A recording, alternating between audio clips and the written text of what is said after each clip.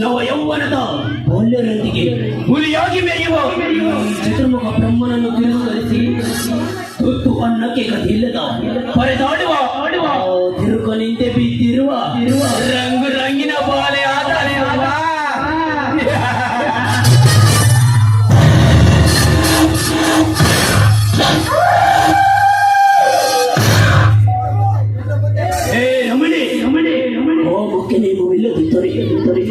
ಈ ಭೂಮಿಯ ವೇತಕ್ಕೆ ನಿರ್ಮಾಣವಾದಿತು.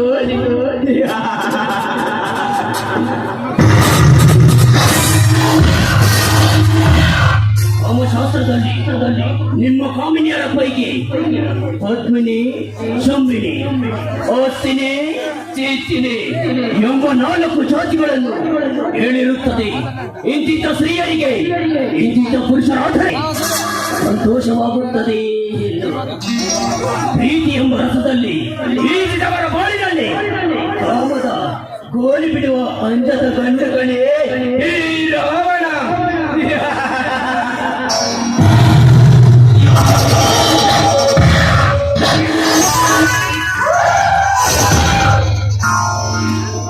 ನನ್ನ ಸುತ್ತ ಸುತ್ತಿಕೊಂಡಿರುವ ಈ ವಿಷಕಟ್ಟುಗಳಿಗೆ ನೋಡಿ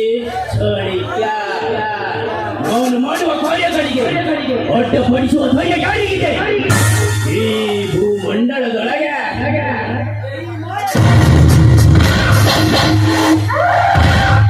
ಈ ಮೋಯಗಾರನ ಮೆದುಳಿನಲ್ಲಿ ಮಿಂಚಿನಂತೆ ಮಿಂಚುತ್ತದೆ ಮೋಸವೆಂಬ ಮಹಾಜ್ವಾಲ.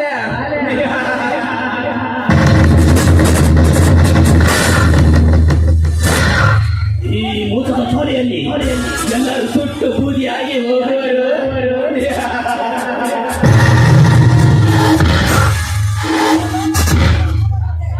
ಚಂದ್ರಲೋಕದ ಚಂದ ಮಾಮನಲ್ಲಿ ನಾಚಿಸುವಂತೆ ಚೆಲುವಿಗೆ ಪಡೆದಿದ್ದು ಅವಳ ನಡಿಗೆ ಮಳೆಯಲ್ಲಿ ನೋಯಿನಂತೆ.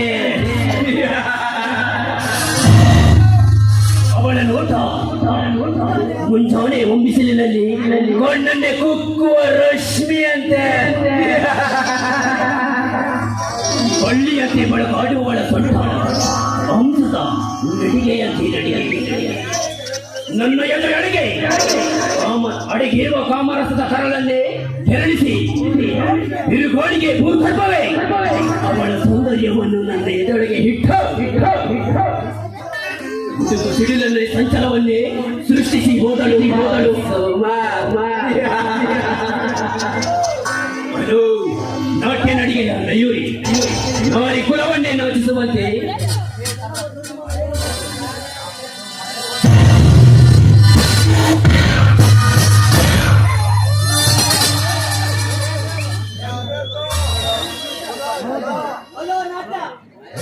ನಾಟ್ಯ ನಡಿಗೆ ಮಯೂರಿ ನಾರಿ ಕುಲವನ್ನೇ ನಾಚಿಸುವಂತೆ ನಗೆ ಬೀರುತ್ತ ಈ ಊರಲ್ಲಿ ಎಲ್ಲಿಗೆ ಹೊರಟಿರುವೆ? ನಾನು ಎಲ್ಲಿಗಾದರೂ ಹೋಗುತ್ತೇನೆ. ಅದನ್ನು ಕಟ್ಟಿಕೊಂಡು ನೀನಗೇನಾಗಬೇಕು? ಇವಳು ಹಾಡಿದ ಬಡವಾರದ ನುಡಿಗಳನ್ನು ಕೇಳಿದೆಯಾ?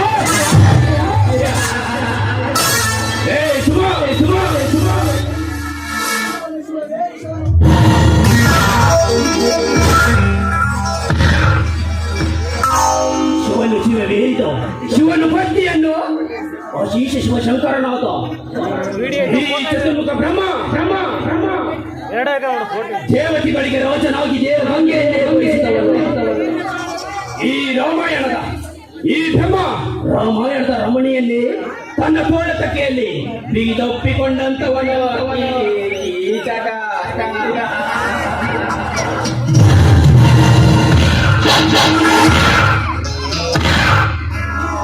ಈ ರಮಣಿಯಾದ ಸೌಂದರ್ಯವನ್ನು ಶೃಂಗಾರ ತಾಣದಲ್ಲಿ ಗುಲಾಬಿಯ ಮುಕ್ಕೊಂದು ನಿತ್ಯ ಹರಡಿದಂತೆ ಹೂವಿನ ಪರಿಮಳವನ್ನು ಈರಲು ದುಂಬಿಯಾಗಿ ಬಂದಿರುವೆ.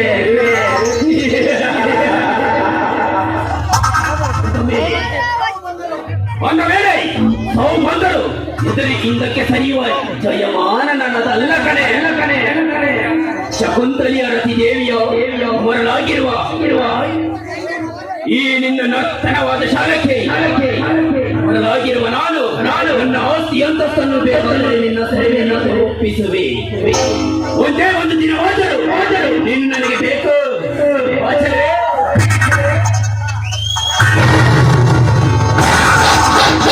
ನಾನು ಯಾರಂತ ಗೊತ್ತಾನೆ? ನಾಗ ಸರ್ಪಿಣಿ. ಸುಮ್ಮನೆ ಕೆಡಕಿ ಮೃತ್ಯುಗೀಡಾಗಬೇಡ. ಸುಮ್ಮನೆ ದಾರಿ ಬಿಡು. ದಾರಿ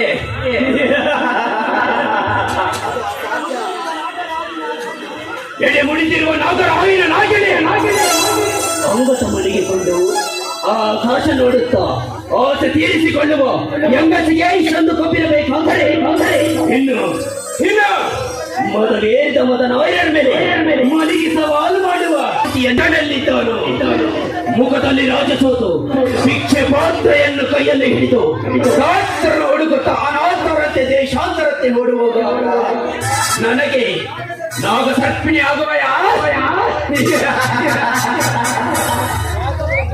ಗಂಡು ಮೆಟ್ಟಿದ ನಾಡು ಎಚ್ಚದಯ ಗಣಿಗಳ ಬೀಡು ಎಂಟದಯ ಬಂಟ ಶ್ರೀ ಕೃಷ್ಣ ದೇವರಾಯ ಕಟ್ಟಿದ ವಿಜಯನಗರದ ಕುಲ ತಿಲಕ ಈ ಬ್ರಹ್ಮನಿಗೆ ಎದುರು ನಿಂತು ಮಾತನಾಡುವಷ್ಟು ಧೈರ್ಯ ಬಂತನಲೇ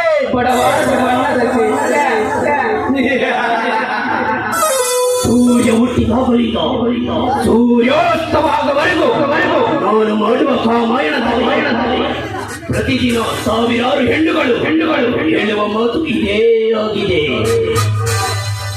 ವ್ಯಕ್ತ ಮಾಡದೆ ನನ್ನ ಕಾಮ ತುಂಬಿರುವ ಗದಿಗೆ ಕಲ್ಲಂಗದ ಮೇಲೆ ನನ್ನ ಜೊತೆ ಕಾಮದಾಟರ ಆಡುಬಾಸುತ್ತದೆ. ಅದು ಈ ಜನ್ಮದಲ್ಲಿ ಸಾಧ್ಯವಿಲ್ಲ.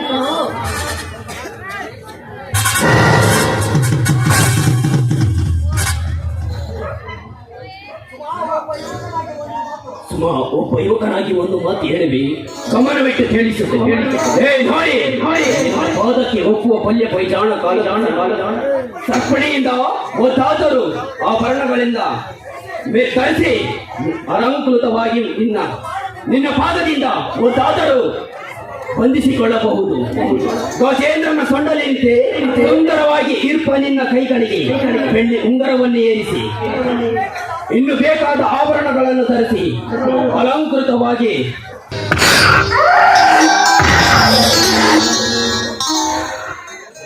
ಹೋಗಿ ಬ್ರಹ್ಮ, ನನ್ನ ಹೃದಯದಲ್ಲಿ ಕರಗುವಂತಾಗಿ ಮಾತನಾಡುವ ನಿನ್ನನ್ನು ನಾನು ಮನಸೋತಿರುವೆ. ನಿನ್ನ ಮೇಲೆ ಸುಮಾ, ನಿಮ್ಮ ಮಾತಿಗೆ ನನ್ನ ಮರೆತು ಎಂದು ಹೇಳು. ಆದರೆ ಅರ್ಥಕ್ಕೆ ಏಕೆ ನಿಲ್ಲಿಸುವೆ? ಬ್ರಹ್ಮ ಪ್ರಖ್ಯಾತ. ಅದೇ ನವೀನನ್ನು ಪ್ರೀತಿಸುತ್ತಿದ್ದೇನೆ. ಅದಕ್ಕೆ ಏಕೆ ನೊಂದುಕೊಳ್ಳುವೆ ಸುಮ? ಅದೊಂದು ಕೆಟ್ಟ ಕನಸು ಎಂದು ಭಾವಿಸಿ ನನ್ನಲ್ಲಿ ಮನಮೆಚ್ಚಿ ಒಂದಾಗು ಭಾವಿಸಿದರಿ. ಬ್ರಹ್ಮ, ಜಗದೇಕ ಪ್ರತ್ಯೇಕ ವೀರನಾದ ನೀನು ಇದು ನಿನ್ನ ಕೆಲಸ ಮುಗಿಸಿ ಎಂದರು. ನಾನೀಗ ಅವನ ಹತ್ರ ಹೋಗಿ ನಿನ್ನ ಕೆಲಸ ಮುಗಿಸಿಕೊಂಡು ನಾನು ಬರುತ್ತೇನೆ. ವೆರಿ ಗುಡ್ ಪ್ರಿಯೆ, ಅದರಂತೆ ಮಾಡು ಸಾಕು. ಈಗ ಆನಂದದ ಅಂಬರದಲ್ಲಿ ಹಾರಾಡುವ ಹಕ್ಕಿಗಳಾಗಿ ರೆಕ್ಕೆಯ ಸಪ್ಪಳದ ಸದ್ದಾಗಿ ಗುಪ್ತವಾಗಿ ನಿನ್ನ ಕಂಠದಿಂದ ಗೋಲ್ಸೀವಾರಿ ಒಂದು ಮುತ್ತುಕೊಡು.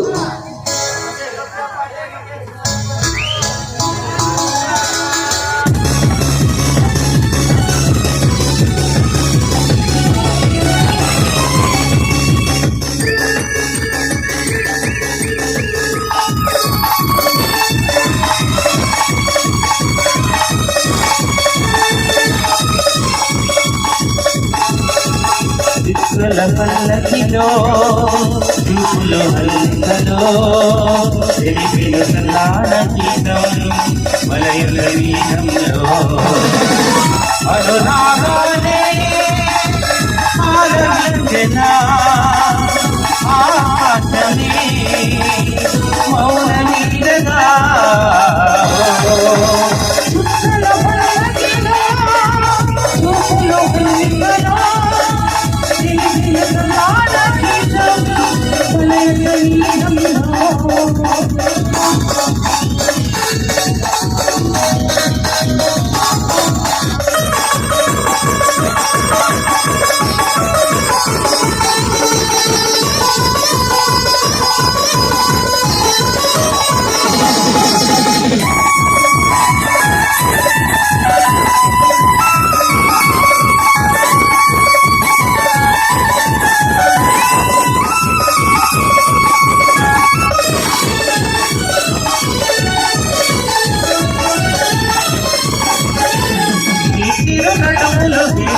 దిక్కులో దోచుటకు సారథి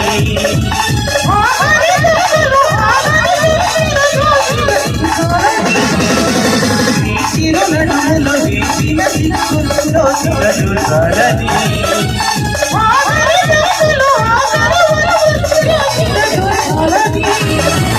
పడుకులలో పిండిని చుక్కల వల్లకిలో చూపులు అల్లెక్కలో ఎలిసిన కలాడకిలో మలయల వీరంలో